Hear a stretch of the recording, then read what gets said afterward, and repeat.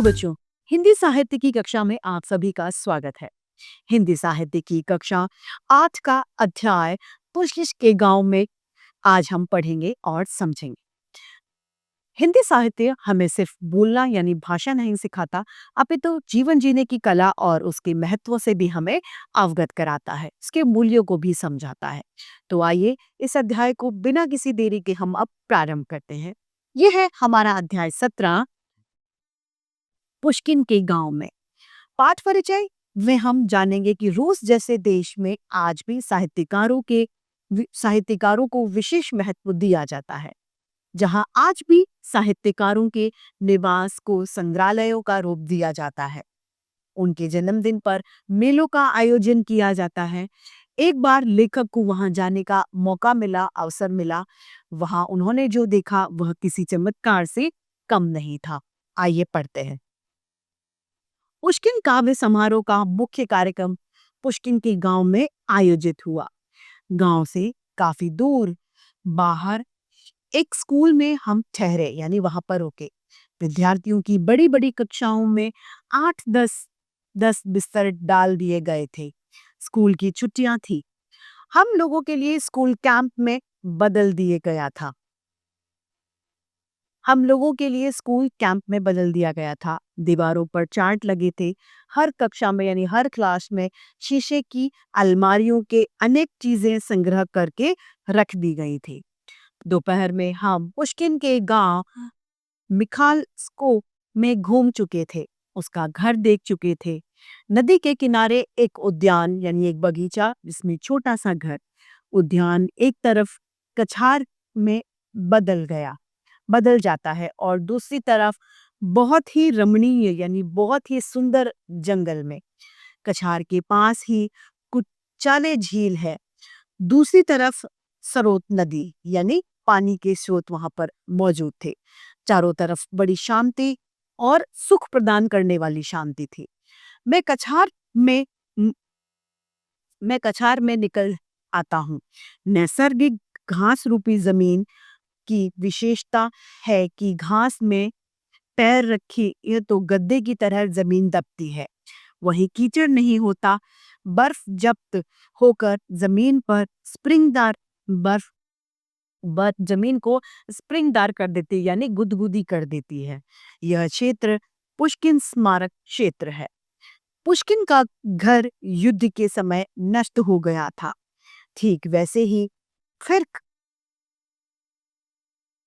खड़ा किया गया है। खिड़कियों पर फूल हैं और चारों तरफ अनेक प्रकार की चिड़ियां चहक रही है। फूलों पर, बगीचों पर वैसे भी चिड़ियां आती हैं, तो यहाँ पर जो खिड़की फूलों से लदी है उस पर चिड़िया बोल रही है। सुबह मुख्य समारोह था। पुष्किन वनखंडी के विशाल बाड़े के बाहर का एक बड़ा मैदान था। बहुत बड़ा गोलाकार मैदान।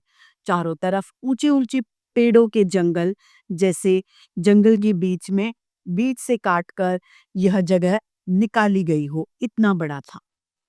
मुख्य समारोह के लिए जब हम वहां पहुंचे तो देखा आदमी, औरतों और बच्चों से मैदान खचाखच भरा हुआ था। मेले का सा आलम था, यानी आलम माहौल कैसा था, मेले के जैसा। खाने पीने की तमाम यानी सारी दुकानें और सबसे ज्यादा दुकानें किताबों की थी। धूप तेज है। लोगों ने अखबारों की टोपियां लगा रखी हैं। एक कोने पर बहुत ऊंचा मंच है। मंच के पीछे सटा हुआ जंगल का भाग है, जिसमें फलों के जूस, फल, भुनी हुई मछलियां, नाना प्रकार की खाने की चीजें बिक रही थी। दर्शकों की भीड़ के बीच ऊंचे स्तंभों पर कैमरे हैं। मंच के ऊपर नीचे फोटोग्राफरों की भीड़ है। मैं लोगों की भीड़ की ओर जाना चाहता हूँ। दुभाषिया बताता है, यानी जो हमारी भाषा को समझता है, दो भाषाओं का ज्ञाता बताता है कि उधर मत जाइए, वहां पर फंस जाएंगे। क्या मतलब? आप पर ऑटोग्राफ के लिए टूट पड़ेंगे, जान छुड़ानी मुश्किल हो जाएगी, वो ये बताता है। मेरे दुभाषिया ने मुझे मंच के पीछे वीआईपी बाड़े में रोक रखा था।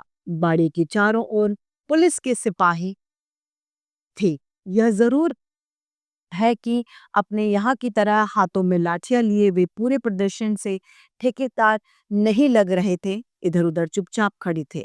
कुछ-कुछ फूलों के गमलों की तरह। लोगों ने व्यवस्था तोड़ने की कोशिश भी नहीं की। थोड़ी देर में कार्यक्रम वहां पर शुरू हो गया। एक सिपाही मेरे पास आया, अभिवादन के लिए उसने सिर हिलाया और बाड़े की ओर एक इशारा किया। रस्सी से बनाए गए बाड़े की दूसरी तरफ सैकड़ों लड़कियां और बच्चे धक्का मुक्की कर रहे थे। उनके हाथों में किताबें और कलमें यानी पेन थे।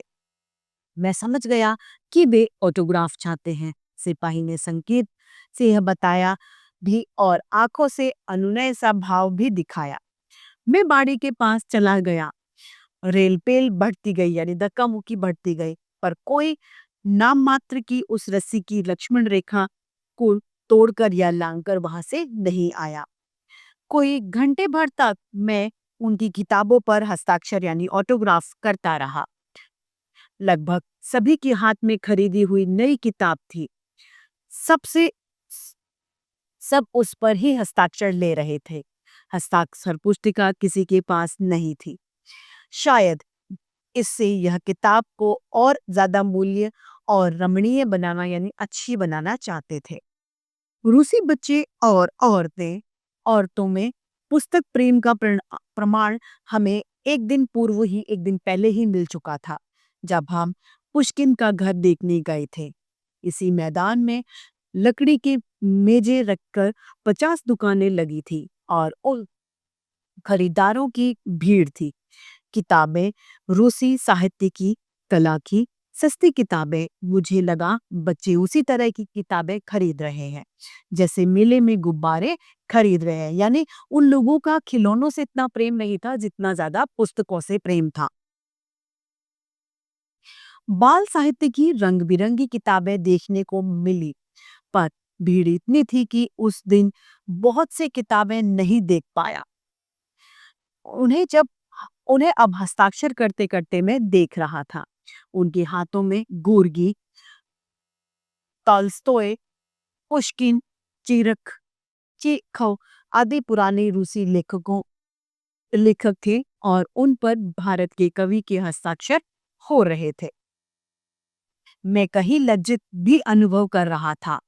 एक रेला यानी एक झुंड खत्म होता तो दूसरा आ जाता। भीड़ खत्म होने में ही नहीं आती, यानी भीड़ बहुत ज्यादा वहां पर मौजूद थी।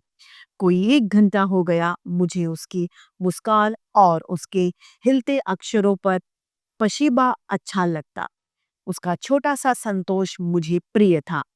पशीबा बोलकर मेरा आभार प्रकट कर रहे थे, मुझे धन्यवाद दे रहे थे।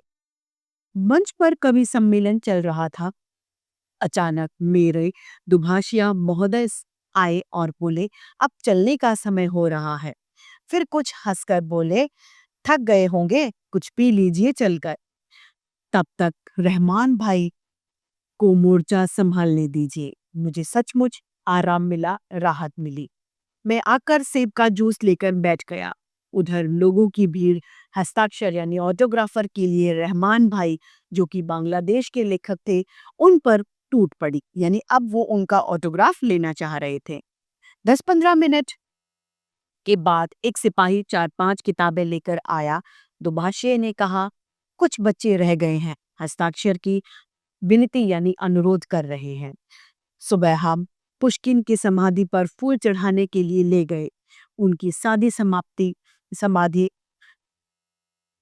स्यातोगोर्स्की मठ में है। मठ में सीढ़ियां चढ़कर जाना होता है। समाधि पर फूल चढ़ाने का कार्य राजकीय सम्मान के साथ हुआ और सैनिक बैंड बजा रहा था। हमने महान कथाकार पुश्किन को अपने श्रद्धा सुमन अर्पित किए। इस पाठ के रचयिता हैं सर्वेश्वर दयाल सक्सेना।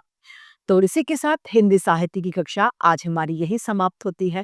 फिर से ऐसे रोचक अध्याय आपको हिंदी साहित्य में हम प्रस्तुत करते रहेंगे। आज के लिए इतना ही। धन्यवाद।